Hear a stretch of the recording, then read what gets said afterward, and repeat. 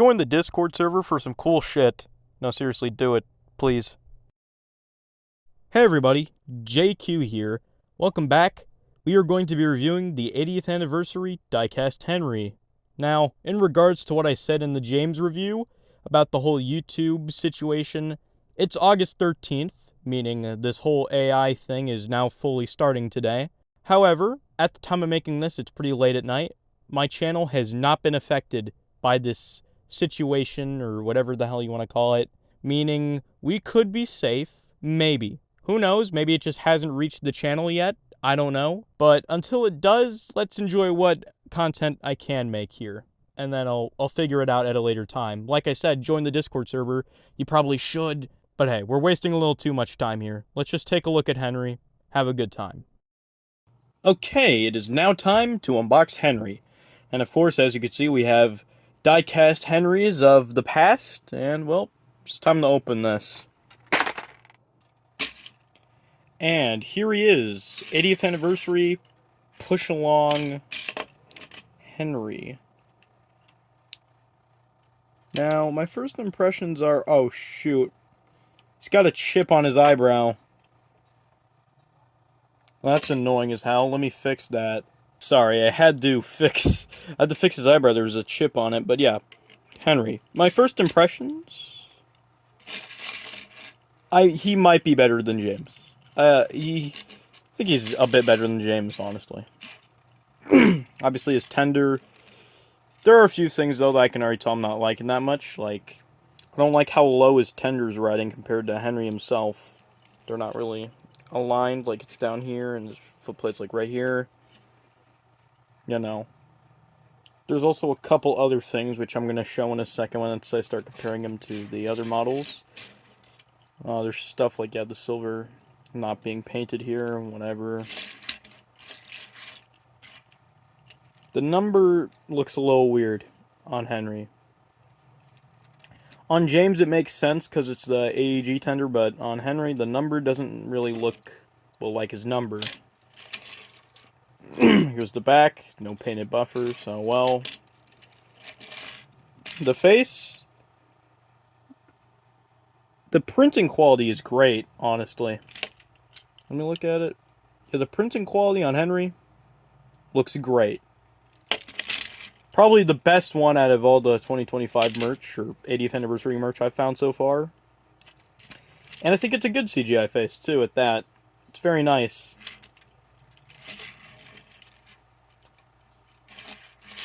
It's actually missing one of his wheels, because I think he's supposed to have 2 small sets? Yeah, 2 small sets. Here's the bottom.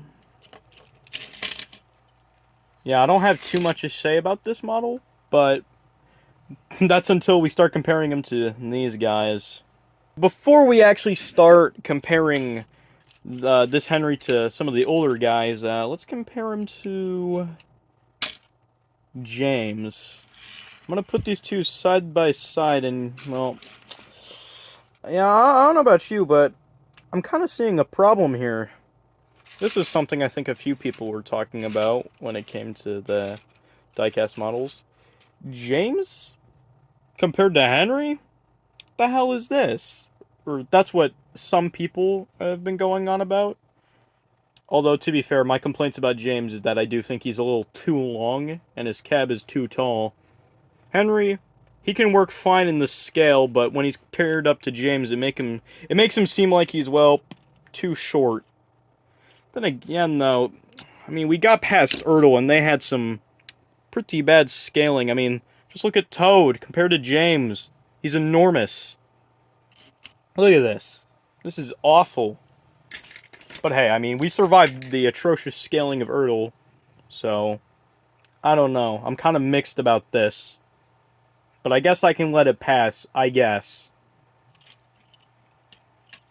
Not too much else to say in terms of this.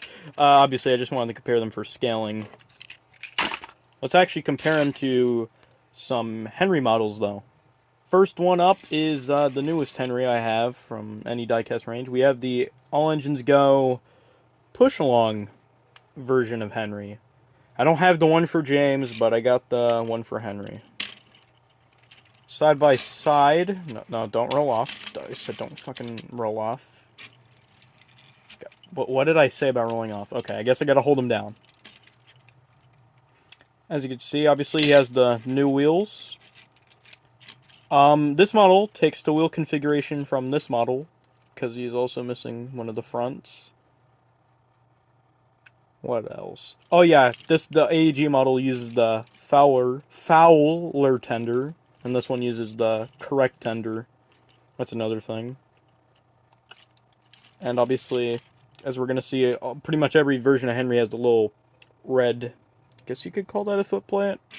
Well, this one just doesn't have it at all, which is accurate. So can't complain too much there. Oh yeah, this Henry is just completely missing the handlebars. The dome on it's gold, well, technically it's yellow, but I didn't even realize that. I don't know why they would do that. Here are the faces. Yeah. For all engines go, this Henry's good, but I don't really have much of an opinion on all engines go, so he's kind of just whatever in my eyes. Then we have the second newest Henry I have available. As crazy as it sounds, it is the 2010 Take and Play model. The talking one at that. Sadly, I don't think his batteries work anymore. I have to check. Welp, I have some unfortunate news. Talking Henry's original batteries have overstayed their welcome, and they have messed him up real bad. So sadly, he's dead. Nonetheless, we can still compare him to our other Henry here. If he could stay fucking still. There we go. Yeah, I know. My second most recent diecast Henry to the push along is this. Because I don't have the 2013 Take and Play. I don't have the 2015 Take and Play. I don't have the Adventurer push along models. Or the original push along.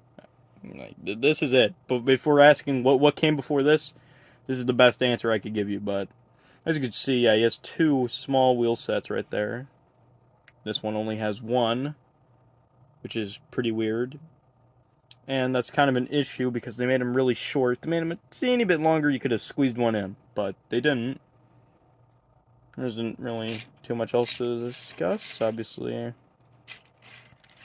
Yeah, like I said, the little red on the tender is now gone. That little footplate. Just not a thing anymore. And Henry's gonna keep trying to run away from me.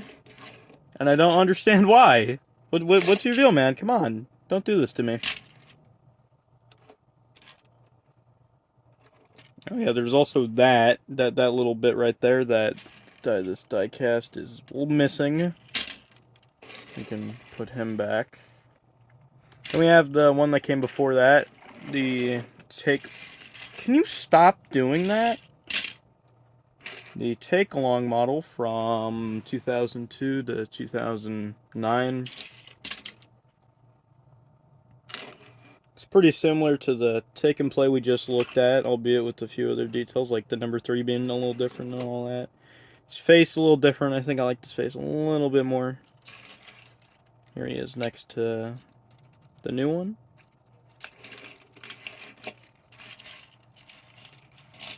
Yeah, as you can see, that little bit's missing.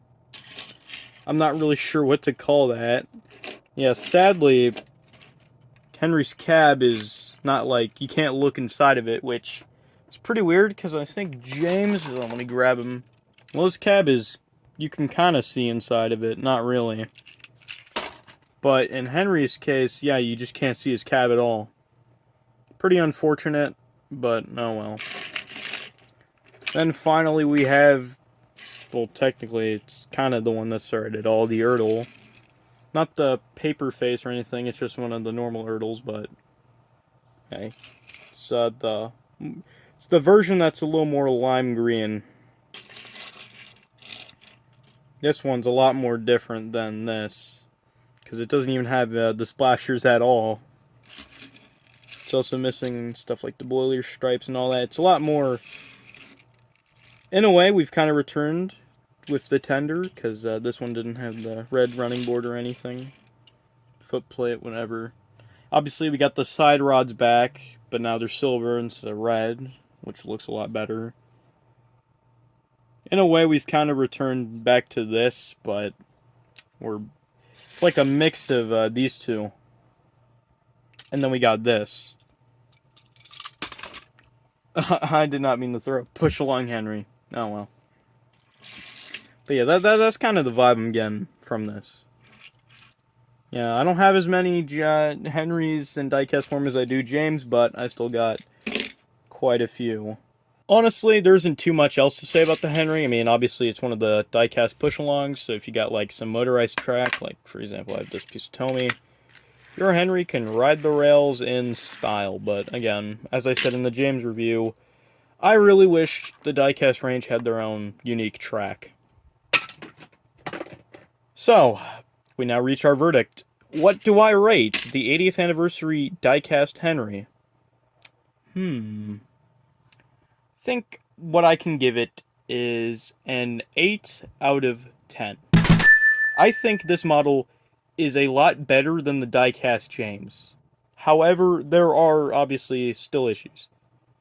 Like, the print quality is nice, the more accurate tender looks good, but again, we're missing front wheel, but that mostly contributes to the issue where he's too short.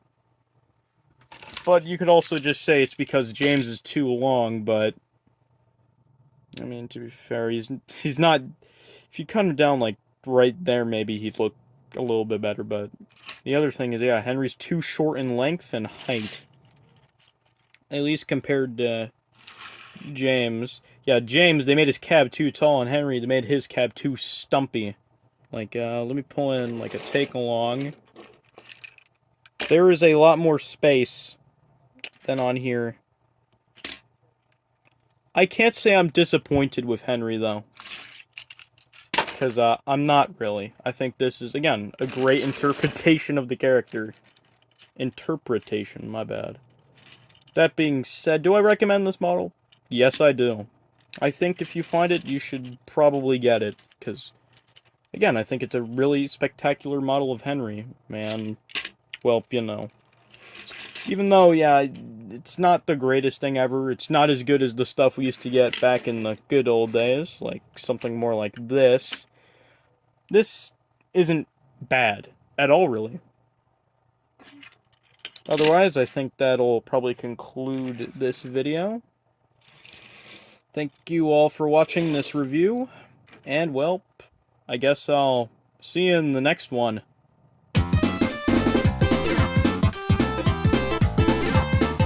Hey, it's JQ. Thanks for watching this video. Make sure to subscribe and check out some of the other videos I have.